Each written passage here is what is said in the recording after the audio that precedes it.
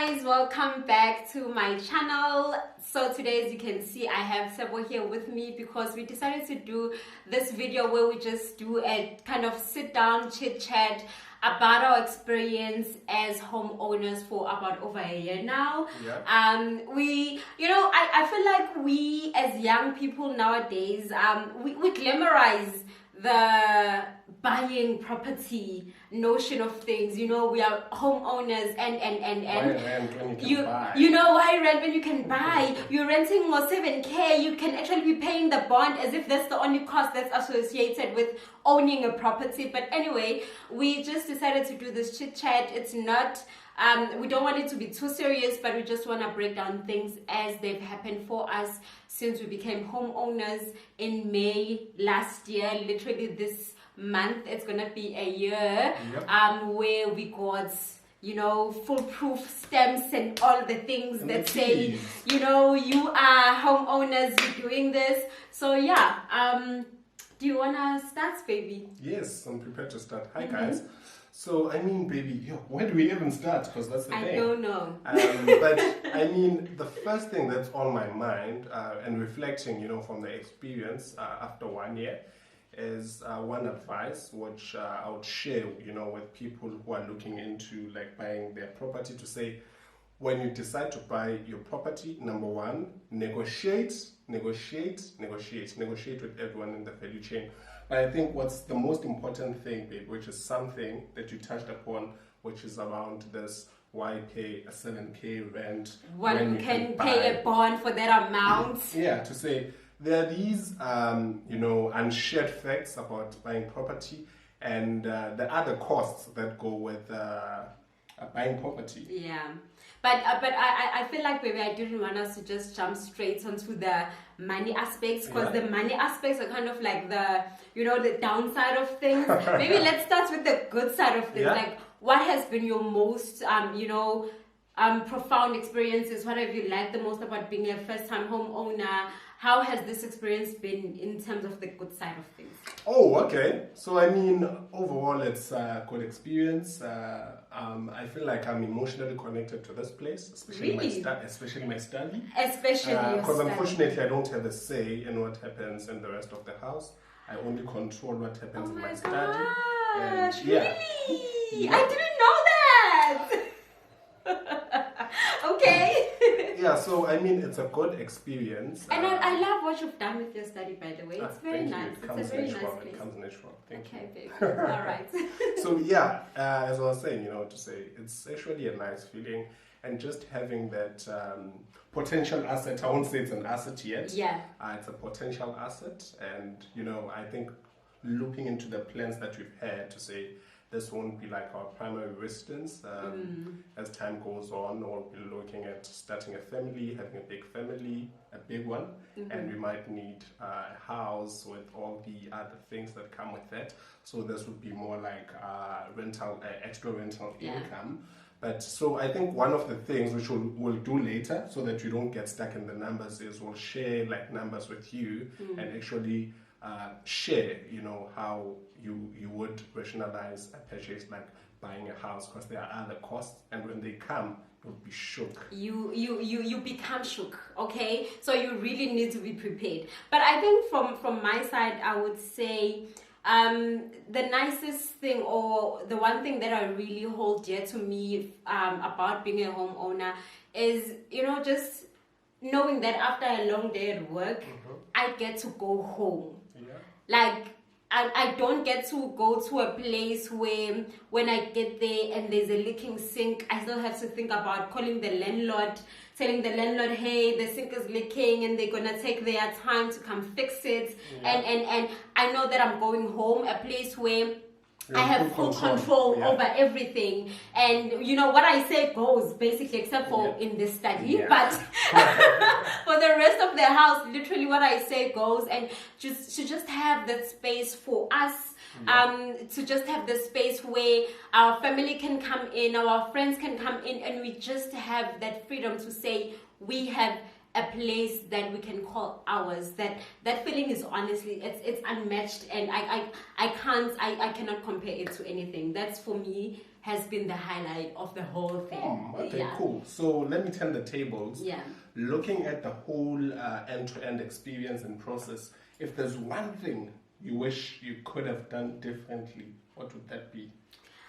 I think from what I've experienced thus far, I feel like we should have. I'm going to talk about what just happened to us with the complex that we live in. It was a new complex, so we still have to form what you call body corporates and things like that. So I feel like from our side, that should have been something that we really kind of gained knowledge on from the onset as to what exactly is going on with this property, who oversees things properly, and from end to end and things like that. So I think from our side, that's the one thing that I feel like we could have really found out. Not to say that it's bad that we're finding out things now, but I feel like we should have found out more in depth from the onset. Okay. What about you? Yeah. I think for me, it would go to the initial phases to say, I feel like we could have negotiated more on other things. But you negotiated everything. But guys, let me tell you something. Tshepo was negotiating. Have you ever been with a person who negotiates to the point where you feel like, can you tone it down a bit? Like, can you stop negotiating? But at the end of the day, I do understand what he means by negotiate. Because when we look at it now, we could have gotten some other things at a lower price than originally what we got it for. Yeah. So I mean, that's my point. But I guess it is what it is. It is what it is. You learn from experience. We're never gonna make those mistakes again. We have learned. So I know that you are looking forward to doing the numbers and sharing the numbers with everybody. He even wrote it. He had a book, you guys. No, but he wrote some things down just so he doesn't miss anything in terms of sharing the financial side of it, because I'm not gonna lie, between the two of us, he's the more technical, the more financial. You call me the most technical. Just you say I'm the chief investment officer. Put some respect. He's the chief investment officer. I like that. I think I'm gonna. What is that? CIO. You're the CIO of the house. Yeah. Yes. So he's amongst the one. Amongst other things, yes. he really likes the financial parts of things, the investment Minister of part Transport. of things. Can I add? Since we're on this platform, what I does feel like I transport need to have ask. to do with it? Minister of Transport, Minister of Finance, CIO. What else? What transport? Are you sure you want to keep that up? Okay. What transport, No, babe? Okay. I have my own car that I drive. Thank you very much. Okay, good. Okay, do you want to just dive into the financial aspects of it? Yeah, so I'll just, dive into the financial aspect, but I need to emphasize one thing here to say, guys, I mean, one thing that you've done, people, which is an excellent thing, is when you share fully. And I mean, that's one thing that when we decide to share something, we want to share it to the fullest and be transparent as possible, so that at least in one way you are able to learn fully from our mistakes. So instead of telling you, half truths or half facts, you have the full picture and you are able to take a decision based on what we've shared, or you can reference to say, actually, this doesn't make sense, or this actually makes a bit of sense. Yeah. So the first thing, can I just say that you should? We're not saying take our word for it. It's not Bible. It's not Bible. Do your own research. Do your own research. Figure out what will work for you. But we are just sharing what we have experienced through our journey. But of course, other people's journeys might not be the same as ours. But we are just sharing. Okay, cool. Yeah. That was a nice intro to this part. Yeah. So starting with the numbers, guys, I mean, the one thing that people always tell you is the listing price is not the price that you want to pay. So whenever you see the listing price, negotiate it down. If they show you that a property we're selling it by 1 million, let's say it's 1 million rands, they're just playing. They don't really want 1 million. They want less, okay? Yeah. So get them to give it to you for less, all right? So coming to our property, guys, when it was first listed, it was listed for 1,050,000, and we negotiated with the developer, and we actually got a reduction of 100K. So when we bought the property, it was listed for $1,050,000, and we paid 950K. And then on top of that, one of the things I think we emphasized that on our earlier videos is if you have a deposit, that makes your application to be approved, number one. Yeah. And in terms of things like interest rates, they are quite favorable when it comes to you. So we put down a deposit of 100,000, and we applied for a bond of 850,000. So, babe, while you're talking about that, Yeah. there's a lot of people. So, in the course of last year, you guys will know that I was building my mama house. Yeah. We also bought our own property. Yeah. So there were a lot of people who were asking, where is this money coming from? how are you doing? Yeah. How are you doing all of these things? And I just want to say that, as I said that, I think in one of the videos that I shared where I was doing my 2020 goals recap or that review video, I did say that the things that I do, I'm not doing them by myself, and that's why sometimes when I get to talk about things that concern the both of us, I will have Tshepo here so that you guys see that I do not do the things I do by myself. Mm-hmm. I'm able to do the things that I do because I have a very strong man by my side, a very strong man who supports me fully and who understands the fact that we have to go through this journey together. And so with everything that we do, we do it together, including finances. But I will tell you this, we will be doing a video. You've agreed to this. We will be doing a video where we share some of the other things that we do to get money outside of our 9-to-5 jobs. So we will be sharing those things with you, some of our investments, and you can continue. Okay, cool. So I think that's a good one. Yeah. We'll share that video. I don't know when. When did I agree to it, by the way? Okay, anyway, let's focus. Let's come back to the numbers. So, like I said, we paid down a deposit of 100K. But then one thing that people don't also tell you is when you buy a house, there are all these other, costs that come with buying your house, such as your bond registration and all the other fees. So be careful of that. So with us, I can't remember the figure because it's a year ago, but I think what we need to do is we're gonna put a card here for the previous video that we did immediately after we moved in. We listed everything there because here we're not gonna go through the whole list again. Okay, perfect. Yeah, so you can just check that video out. Yeah, that's a good one. So when we come onto the bond, then the bond is around 6,700. But then there are other things, which is your rates and taxes. You need to pay the municipality, and we're currently paying around 1.3. And then because we don't have a body corporate at the moment, the figure that we've agreed to with the other trustees is what's this? A levy. Yeah, a levy of 1,500. But we are hoping that once the structure is formalized, I will be able to reduce that to at least 1,000 because levies of 1.5 are quite hectic. Yeah. But another thing is this complex has 10 units, so the running costs are quite higher because the number. It's a small complex. Yeah. Then the other thing which we forgot to cover, I think, on that video is around life insurance. To say, unfortunately, when the bank borrows you money, they need to make sure that whatever happens to you, you need to have surety of some sort to the bank. Yeah. So we're paying $600 on that.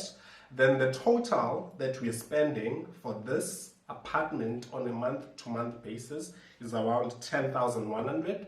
But then the other key thing that we've done to make sure that, because like I said, we want this to be an investment vehicle at a later stage, we've committed to also pay 5,000 rand additionally every month so that we finish our loan or our bond in 96 months. Instead of, what's the total? 240, which is like 20 years. So this will take us to around, let's just say 8-9 years.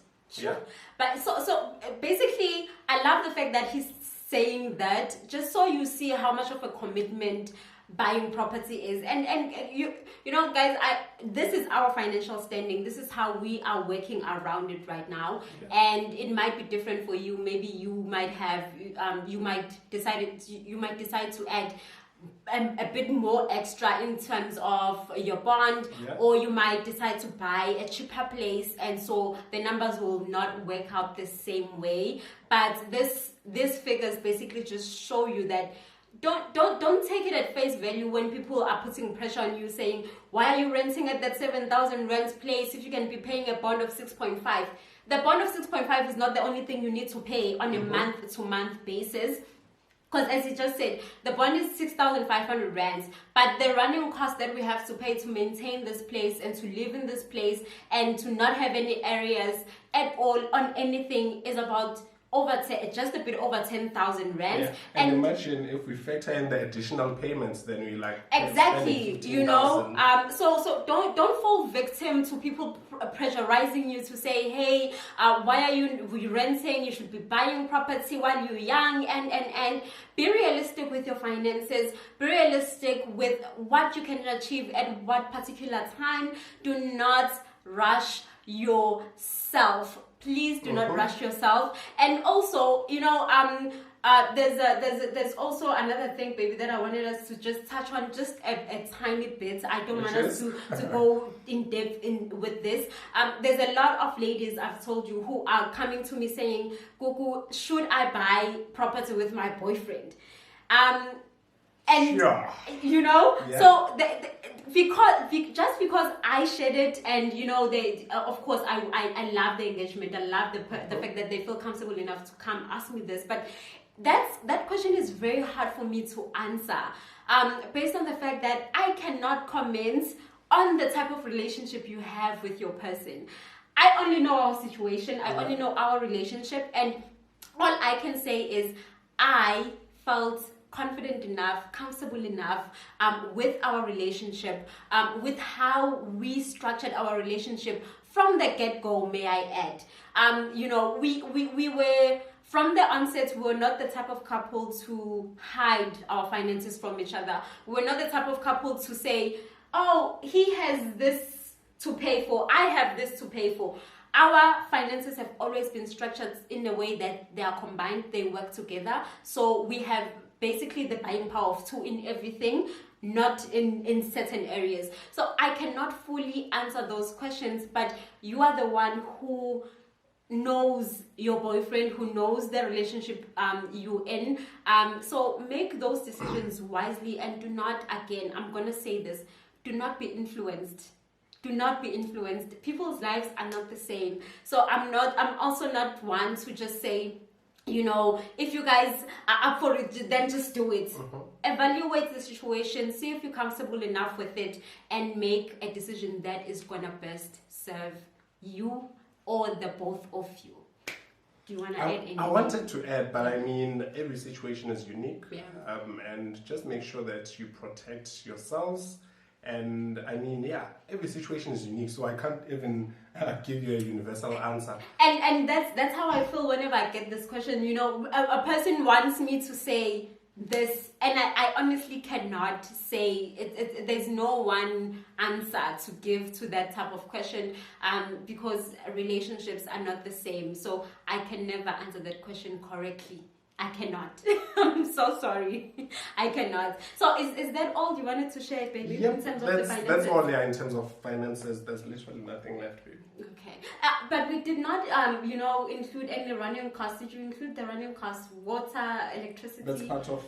Then you have electricity. Oh, yeah, because that's the rates go with the ones, but the electricity was not counted. So for electricity, you're spending like $500-600.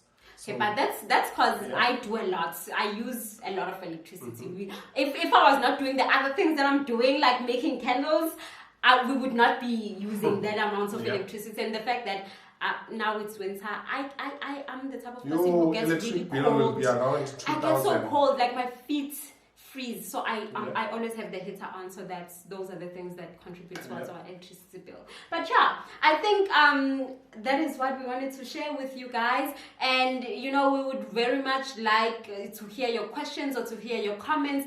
If you are a property owner, how are you also finding it? You know, share your experiences. How are you finding it? How is it going? How are the finances going? You know, I think we would very much love to hear from you guys. And yeah, thank you for joining me, baby. It's a pleasure, baby. Okay, thank you so much, guys, for watching. We'll see you guys. Well, I will see you guys. I don't know. We'll see you guys on the next one. Mwah. Bye.